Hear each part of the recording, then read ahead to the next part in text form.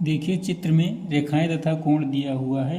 कह रहा है यदि एक तिर्यक छेदी रेखा दो समांतर रेखाओं को काटे तो संगत कोण बराबर होते हैं। यानी ए बी और सी डी दो समांतर रेखाएं हैं जिसको ई एफ एक तीसरी रेखा काटती है।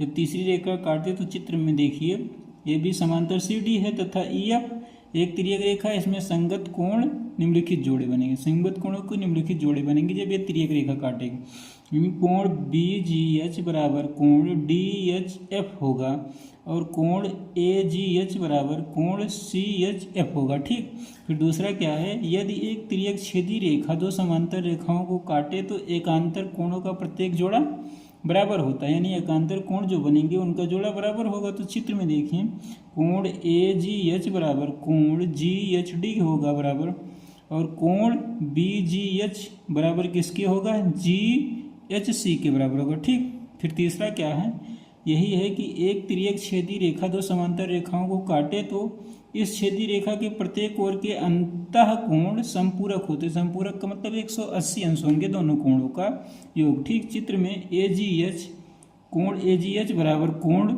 जी एच सी दोनों को जोड़ने पे 180 अंश आएगा। ठीक, तथा कोण बी जी एच प्लस कोण डी एच जी जोड़ने पर कितना आएगा, 180 अंश आएगा। ठीक, देखिए चित्र में रेखाएं तथा कोण दिया हुआ है।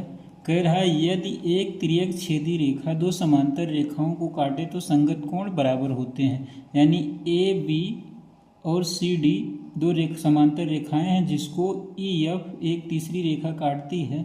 जब तीसरी रेखा काटती है तो चित्र में देखिए ए बी समांतर सी डी है तथा ई एफ एक तिर्यक रेखा है। इसमें संगत कोण निम्नलिखित जोड़े बनेंगे। संगत कोणों को निम्नलिखित जोड़े बनेंगे जब ये तिर्यक रेखा काटेगी। कोण बी जी एच बराबर कोण डी एच एफ होगा और कोण ए जी एच बराबर कोण सी एच एफ होगा। ठीक, फिर दूसरा क्या है, यदि एक तिर्यक छेदी रेखा दो समांतर रेखाओं को काटे तो एकांतर कोणों का प्रत्येक जोड़ा बराबर होता है। यानी एकांतर कोण जो बनेंगे उनका जोड़ा बराबर होगा। तो चित्र में देखिए कोण ए जी एच बराबर कोण जी एच डी होगा बराबर, और कोण बी जी एच बराबर किसके होगा, जी एच सी के बराबर होगा। ठीक, फिर तीसरा क्या है, यही है कि एक तिर्यक छेदी रेखा दो समांतर रेखाओं को काटे तो इस छेदी रेखा के प्रत्येक ओर के अंतः कोण संपूरक होते। संपूरक का मतलब 180 अंश होंगे दोनों कोणों का योग। ठीक, चित्र में ए जी एच कोण ए जी एच बराबर कोण